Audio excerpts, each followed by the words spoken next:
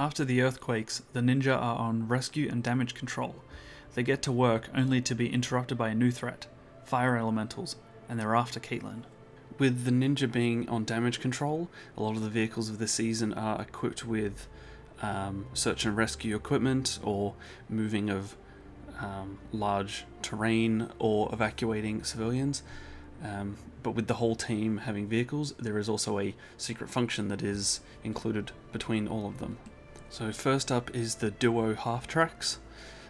This is for Jamie and Zero, so the blue and white. They share very similar design, so I'll just go over the designs with one of them.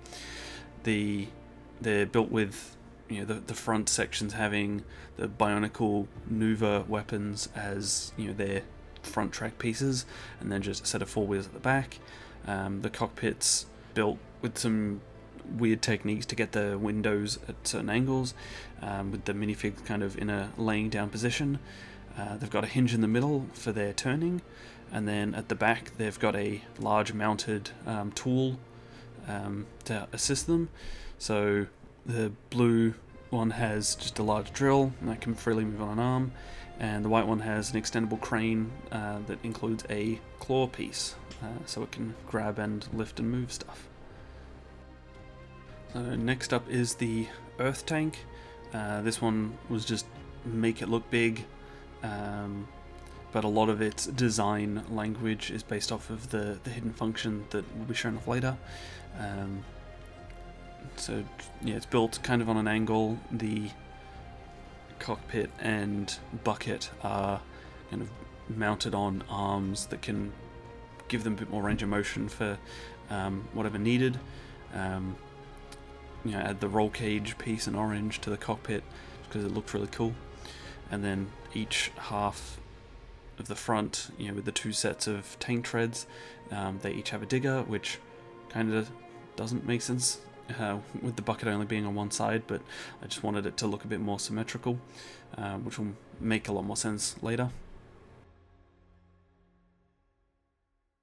So next up is the green mech. Didn't really come up with a fancy name for it. This one was built around I used the skeleton core of the climber mech, just for the structural integrity of the center, and then for the arms and legs and most of the design I just changed it up to include more of the regular green and lime green, and then it also has the function that you'll see later. Each arm has an extendable tool or weapon.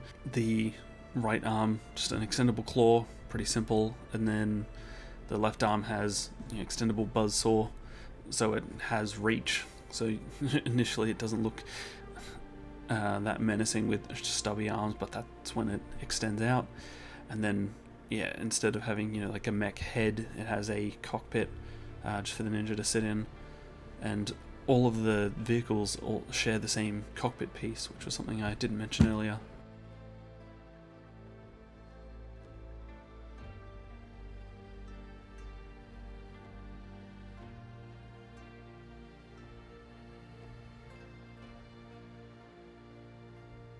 The final vehicle is the Phoenix Flyer. This is the flying fire vehicle. It's designed kind of like a helo with the outer rotors, but instead of rotors it just uses fire as its propulsion, being the fire vehicle. It has the lower engines, kind of like a helicopter or a gunship, and then the front canopy, kind of given it some angles to give off the vibe of a phoenix or a bird. The red and armored plating just continues to the back. And that just has a simple tail, and it's being all red. I added the Keat orange as its secondary color just to add some brighter highlights. And then the main function of this is its medevac capabilities. So on the back there's a Technic piece that you turn, and that will raise and lower a winch, which is connected to a gurney, so the whole thing can transport people out of danger zones. So I wanted it to actually have a purpose rather than just flies around. Okay, so for the big feature that all these vehicles share is that they can all combine to become one large mech.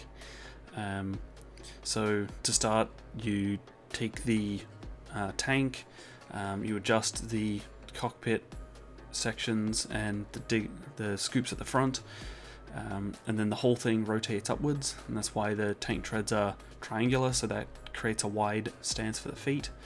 And then it has some sections to connect at the knees. So then you take the green mech, fold up its lower legs, and its knee areas connect to the tank. Then you take each of the car vehicles, or the half-tracks, and from their back sections you unfold a small hand. I can only fit a small design in there, at that scale. And then the top cockpit sections, they become the shoulders, so that's what the exposed pins on the mech are for, so they just lock in. And then the hardest part is getting the Phoenix Flyer on the back.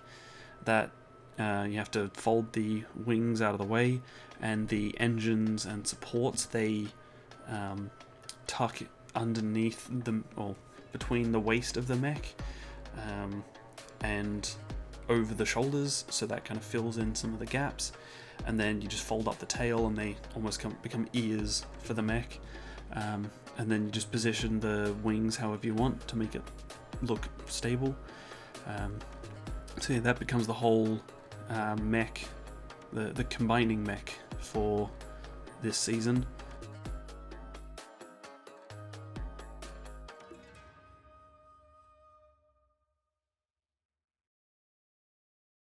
The earthquakes broke the seal of the ancient fire spirit, who was now on the hunt for her daughter.